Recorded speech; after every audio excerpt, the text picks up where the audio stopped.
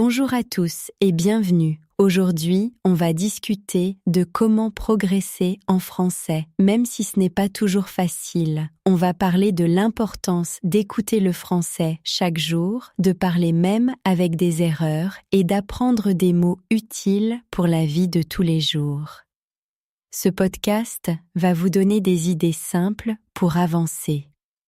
Si vous aimez, pensez à vous abonner et à activer la cloche pour recevoir les nouveaux épisodes. Tu sais, au début, je pensais qu'écouter du français tous les jours, ce n'était pas très important. Mais en fait, ça change tout. Même si on ne comprend pas tout, on s'habitue petit à petit aux sons et aux mots. Oui, c'est vrai. Moi, j'écoute souvent des podcasts ou la radio en français, même quand je fais autre chose, comme la cuisine ou le ménage. Je crois que ça aide mon oreille à reconnaître les phrases plus facilement. Exactement. Parfois, je mets des chansons françaises pendant que je marche ou que je prends le bus. Même si je ne comprends pas chaque mot, j'entends souvent les mêmes expressions et ça reste dans ma tête. Quand j'écoute des gens parler français, j'apprends aussi comment ils parlent vraiment, pas seulement les phrases des livres. Par exemple, j'entends souvent « ça va » ou « tu veux un café » dans les conversations.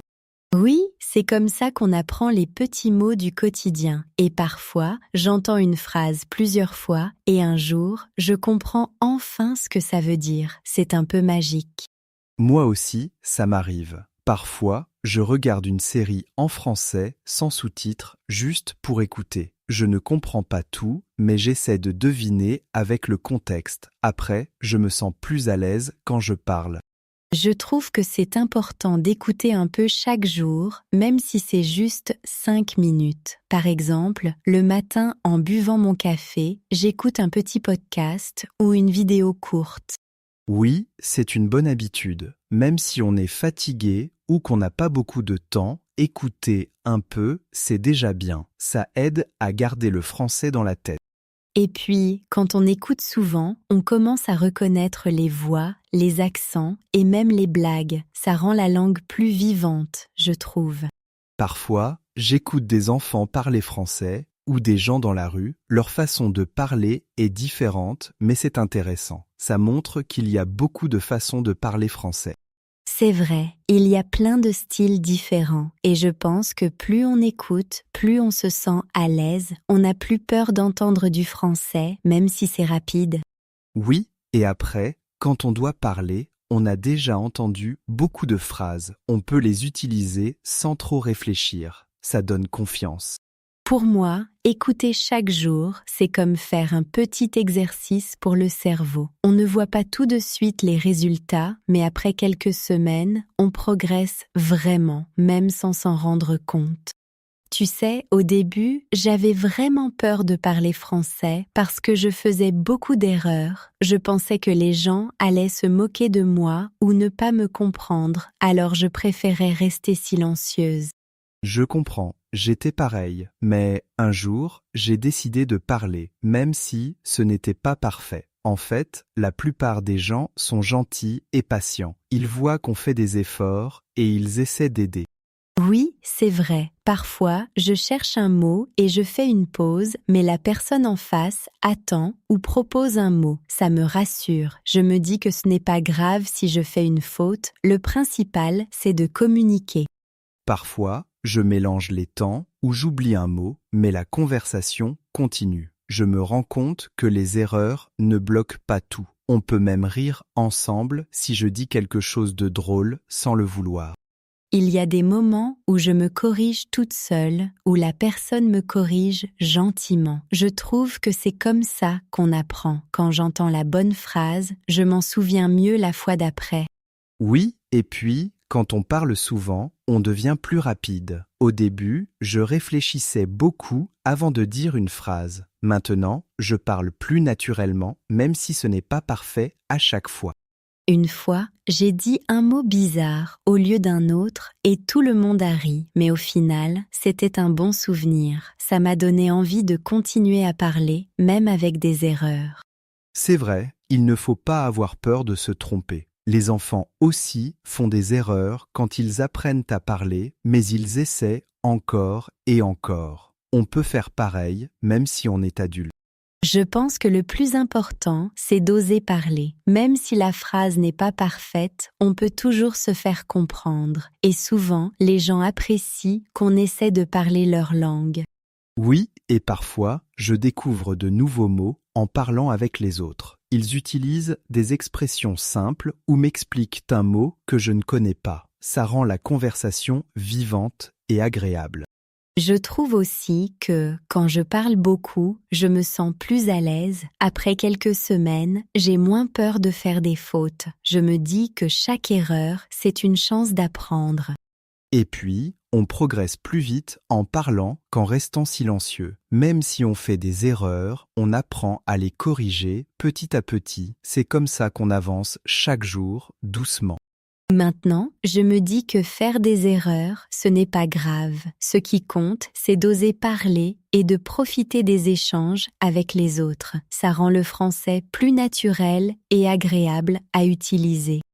Tu sais, au début, j'apprenais beaucoup de mots dans les livres, mais souvent, je ne les utilisais jamais. Maintenant, j'essaie surtout d'apprendre les mots que j'entends dans la rue ou que j'utilise chaque jour, à la maison ou au travail. Oui, c'est pareil pour moi. Par exemple, j'ai appris des mots comme course, facture, rendez-vous ou poubelle parce que je les entends souvent. Ce sont des mots simples mais très utiles pour parler avec les gens autour de moi. Quand je vais au supermarché, j'écoute comment les gens parlent. Je note les mots nouveaux sur mon téléphone. Après, je les utilise quand je fais les courses ou la cuisine. Ça aide à les retenir parce que je les répète souvent. Moi, j'aime bien apprendre des mots quand je regarde une série ou une vidéo. J'écoute comment les personnages parlent de leur journée ou de ce qu'ils mangent. Je retiens surtout les mots qui reviennent souvent dans les dialogues. Je trouve que c'est plus facile de retenir un mot si je l'utilise dans une vraie situation. Par exemple, j'ai appris le mot « bouchon » parce que j'étais souvent dans les embouteillages en voiture. Maintenant, je n'oublie plus ce mot. Oui, et parfois, ce sont des petits mots très simples, comme clé, portable ou chaussettes. On ne les apprend pas toujours à l'école, mais on en a besoin tous les jours, surtout à la maison ou quand on sort. J'aime bien demander à mes amis français comment ils disent certaines choses. Parfois, ils utilisent des mots que je ne connais pas. Je leur demande de répéter ou de donner un exemple et après, j'essaie de les utiliser moi-même. Moi aussi, quand je ne connais pas un mot, je demande. Les gens sont souvent contents d'expliquer et après, je me souviens mieux du mot parce que j'ai eu une vraie conversation. C'est plus naturel que d'apprendre une liste. Parfois, je fais des petites phrases avec les nouveaux mots, même toute seule à la maison. Par exemple, je dis « je dois sortir la poubelle » ou « il faut acheter du pain ». Comme ça, je m'entraîne à parler et à utiliser le vocabulaire. J'ai remarqué que certains mots changent selon les régions. Par exemple, pour pain au chocolat, certains disent « chocolatine ». C'est amusant de découvrir ces différences quand on parle avec des gens de différents endroits. Oui, et parfois, il y a des petits mots que les Français utilisent tout le temps, comme « bof »,« ben » ou « d'accord ». Je les entends souvent et maintenant, je commence à les utiliser aussi dans mes phrases. Je pense que le plus important, c'est d'apprendre les mots qui servent vraiment dans la vie de tous les jours. Même si on ne connaît pas tous les mots, on peut déjà dire beaucoup de choses avec un vocabulaire simple. Je trouve que c'est motivant de voir que je peux parler avec les gens juste avec des mots simples. Petit à petit, j'ajoute des nouveaux mots et je me sens plus à l'aise dans la vie de tous les jours. Parfois, je trouve que c'est difficile de continuer à apprendre le français, surtout quand je suis fatiguée ou que je fais beaucoup d'erreurs. Il y a des jours où j'ai envie d'arrêter, mais je me rappelle pourquoi j'ai commencé. Oui, ça m'arrive aussi. Il y a des moments où je n'ai pas envie d'écouter des podcasts ou de parler, mais souvent, je pense à tout ce que je peux faire maintenant, comme commander au restaurant ou discuter un peu avec des amis. C'est vrai, il faut parfois regarder en arrière et voir tout ce qu'on a déjà appris. Au début, je ne comprenais presque rien. Maintenant, je peux regarder un film en français, même si je ne comprends pas chaque mot, et ça me fait plaisir. Moi, j'aime bien me donner de petits objectifs. Par exemple, apprendre 5 nouveaux mots dans la semaine ou regarder une vidéo courte chaque jour. Ça me motive parce que je vois que j'avance, même si c'est lent. J'essaie aussi de rendre le français plus amusant. Parfois, je regarde des vidéos drôles ou j'écoute des chansons. Quand j'aime ce que je fais, j'oublie que c'est difficile et j'ai envie de continuer. J'aime bien parler avec des amis qui apprennent aussi le français. On partage nos expériences, on rigole de nos erreurs et on s'encourage. Ça aide beaucoup à ne pas se sentir seul quand c'est compliqué. Parfois, je me récompense quand j'ai fait un effort. Par exemple, si j'ai parlé en français toute la journée, je m'offre un petit dessert ou je regarde un épisode de ma série préférée. Ça me donne envie de continuer. Il y a aussi des jours où je n'ai pas envie du tout. Dans ces moments-là, j'essaye de faire juste un petit exercice ou d'écouter une chanson. Même 5 minutes, c'est déjà bien et je me sens moins coupable après. Je pense que c'est normal d'avoir des hauts et des bas. Ce qui compte, c'est de ne pas abandonner. Même si on fait une pause, on peut toujours reprendre plus tard et ce n'est pas grave du tout. Oui, et parfois, je me rappelle pourquoi j'apprends le français. J'ai envie de voyager, de rencontrer de nouvelles personnes ou de mieux comprendre les films. Ça me donne de l'énergie pour continuer.